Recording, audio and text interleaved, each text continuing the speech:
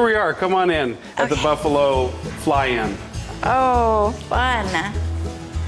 Let's look at all this aviation stuff. So everything is somehow airplane related here. It's a Beech 18 flap. These are Blanca ribs on the wall. You know, it's just a bunch of airplane parts and pieces and stuff, just kind of make it aviation everything, you know. These are ribs. It came right from the factory that was in Plainview when they were building Blancas there and repairing them and doing everything. So I've got a stack of them that kind of decorate the walls. That cylinder's out of my airplane. It's a bad cylinder. You can't do anything with it, so now it's a lamp. That's a lamp. Yeah. Perfect. Repurposed. Yeah. And then that's the front of a That's what? the front of a Bonanza. Okay. This is a rudder vader off the exact same Bonanza. They matched. The prop is off the same Bonanza. It was bellied in. Yeah. The prop legs are hilarious. It's just, that's, you know, you don't expect to see that every day. It's just get a kick out of it. I love looking at it. There's a lot of little things that are super neat. So this is a Beech 18 flap, like I said. These are actually the cables. Okay. Right? They pull it and turn it. Yeah. Right? So I use the cables to hang it. Right? It's just a bunch of little stuff that's just kind of neat like that. This is a prop hub, right? The props go into that, spins. And then I got a bunch of little instruments and little trinket stuff. And then, you know, just like most fly-in locations, they got a TV, you got the, you know, all the stuff, you know, the Amazon, and then we got a little Nintendo there to play, a little fireplace. And it's so spacious in here. Yeah, it's pretty comfortable. You know, it's a little kitchen, but it's enough to get you through the weekend.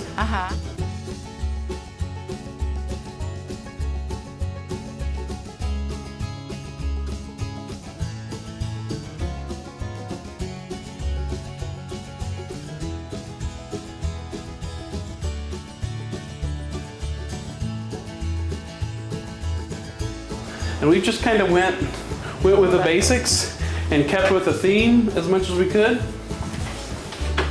A baggage door from a Blanca, some little props. This is maybe a rudder or an elevator from, I think it's a rudder from a Blanca. And then some other stuff, you know, we got a patch wall we're trying to build. People have brought me patches. We switch them out, you know, put different patches on. And then it's 2 bedrooms, each of them decorated in their own way. We used a vertical stabilizer there to kind of be a headboard, which is kind of neat, right? Just different airplane stuff in here. Every bedroom has a TV in it.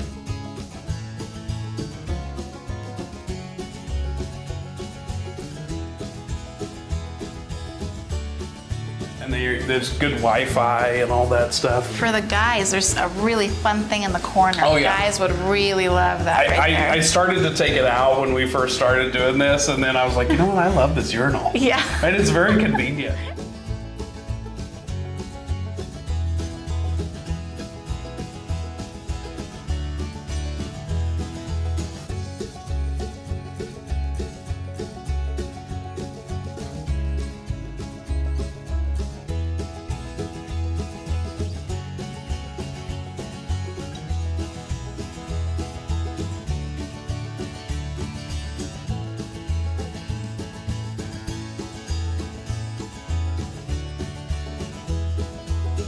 And then this is the other bathroom. All women are jealous. Or the other bedroom. The other bedroom.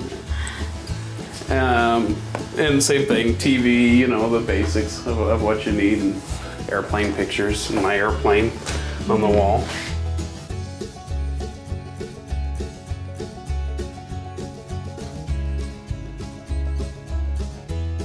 If you're in a hangar decorated with aviation things, you Right. know? Why wouldn't you? That's how I feel, right? Exactly. And we air condition it. We actually have a full-size air conditioner here, but we air condition it with those mini splits. It seems to do much better, right? It's not nearly as loud. What is this? It's vinyl.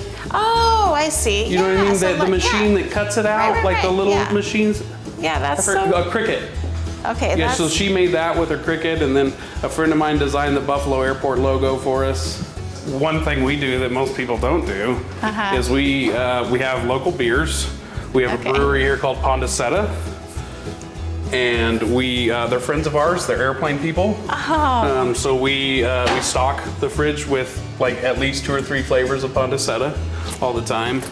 So yeah, so you have a coffee maker, a little dishwasher, a couple of burners over there. This is great. You can sit here for a good little while and just be comfortable. Yeah, we've had people stay as long as 15 days. Oh, wow. And been completely fine.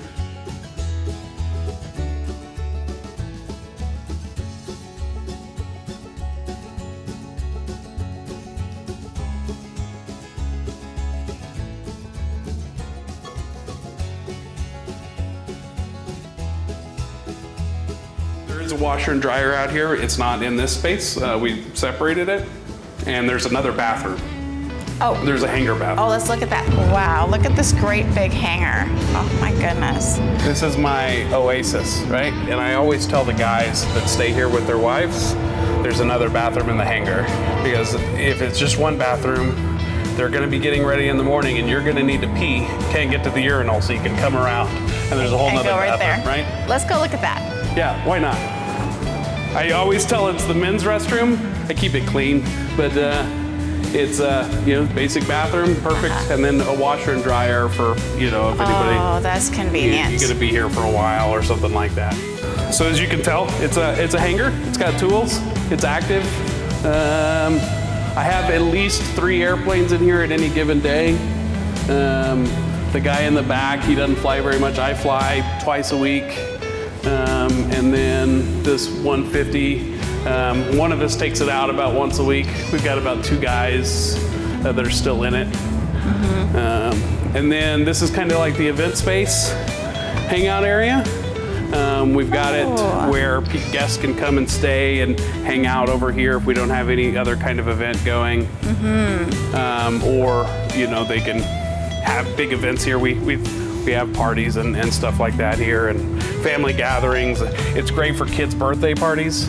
Yes. We ran into a lot of people, friends of ours, for little birthday parties and stuff because they could set up a bounce house inside, and you have plenty of room. What a great idea. Yeah, and it's so cozy in here. You have that I guess not wood burning stove. It's a pellet stove. A pellet stove. And then we've got a propane heater right there. Bright, sunshiny day. Oh, lovely. Right by the railroad tracks too. This is great. How fun would it be to land here? Have you ever landed right alongside the train? The train? I've had trains stop. I've had engineers get off shift and come and find me because they thought it was the coolest thing they've ever seen. Right? That's so neat. It's super neat, and not only that, it's a really easy runway to land on. Yeah. It's 150 feet wide. It's 6,000 foot long. It goes from that road up there all the way down to that tiny little shed.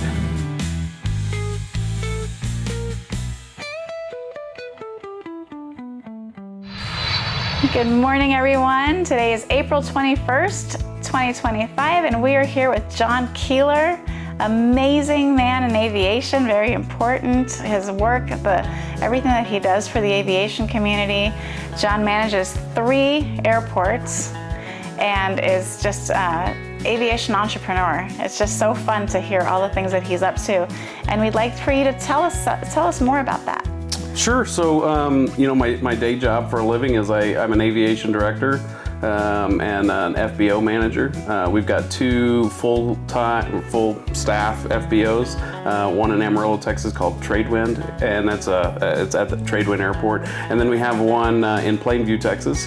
And then we are currently branching out and putting fuel tanks at some little airports and getting some little airports and more access for pilots to fuel at a reasonable rate. That's very nice. Right. That's very important. It gets us flying more places. Sure. Yeah. We appreciate that. So tell us about what are some of the your favorite things that you love to do, favorite things about your work. Sure. So I'm pretty blessed. Most people when they get off of work, they go and hang out at the airport. I do both. I get to hang out at the airport all day, talk to people all day about airplanes and airport stuff, and then I've got a little grass strip south of here called Buffalo Airport. It's a 6,000 foot grass strip that I get to go home and, I manage airports for a living during the day. I manage airports at night for fun. So I get to go hang out there and walk out my back door to my airplane. So you were saying that some really big airplanes have landed there. Yeah. What are some of them? So in the past, we routinely have Kodiak comes in and does some flight testing on their new aircraft. L3 Harris has brought in some of their aircraft and done testing. There's been, in the past before my ownership of it, there's been some Learjets landed out there to do field trips for kids, and which is super neat. It's Texas, the ground is hard as rock. So yeah, it can pretty much take it as long as it's not wet. So it's been pretty interesting. And then as I've owned it, it's pretty much been the run-of-the-mill airplanes. But it's a fun place to be. What other things what other things would you like to share with us about what makes your job special? You get to talk to people all day, you said. Yeah. So the other thing, my whole meaning, I feel like, in life is just growing the aviation community. That's like my life. Like I spend most of my time trying to figure out how to grow our community and get more people involved. And I firmly believe the more kids we can get involved, the longer we can keep aviation going. We've seen a huge decline for various reasons, whether it be the cost to entry, the cost of maintenance, just the overall cost of flying increasing, and that has got more people out of it. So with a lot of great things that are out there, we're trying to get more people involved, make it more easy to travel. Fly-In has done, some wonderful things for that and made it easier for pilots traveling the country. They have some stops along the way instead of, it takes a lot of logistics typically to fly across the country, and Fly-In has made that, a lot better. And then there's some great apps out there now. You can rent planes across the country. You can do a bunch of things, and trying to get access to people. Getting plane access to people at an affordable rate is something that's near and dear to my heart, right? Because I didn't grow up with a lot of money. My family was not well off. So trying to do pilot's license and all that when I was a kid was nearly impossible. So I had to work at it and pay for one lesson at a time, working 10-hour days, and then you go try to get one lesson a week, and then you got to go back, and it's just the grind of it, right? And so to try to make that more accessible for people, and then get kids involved and get the community involved, and the more people that are in it, the more the cost could possibly come down, and then make it more feasible. Most people think flying is one of those things that you just can't afford, like a normal person can't afford. And it's not that way. It's got that stigma to it that everybody thinks, if you have an airplane, you're rich. Well, you're not. You're usually just more poor, right? Because then you just have an extra thing to pay for, right? I'm routinely out there trying to get more people involved in the aviation.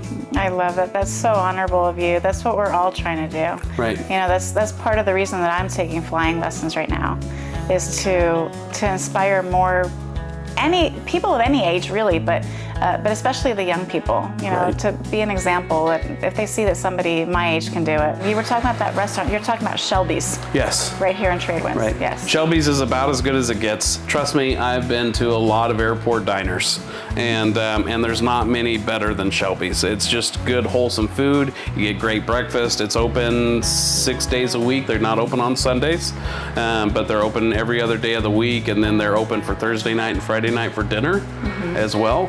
And they do smoked prime rib on Friday nights, which is about as good as it can be. And it's a really fun place to be. That's awesome. Well, I'm getting hungry talking about that. Right. So I think I need to head over there after this. But we've loved spending time with you, John. Thank you so much. And, my pleasure. And you've been watching and listening to John Keeler here talking about all the fun that you have in Texas, doing it Texas style. So thanks for joining in. Thank you so much for your time, John. My pleasure.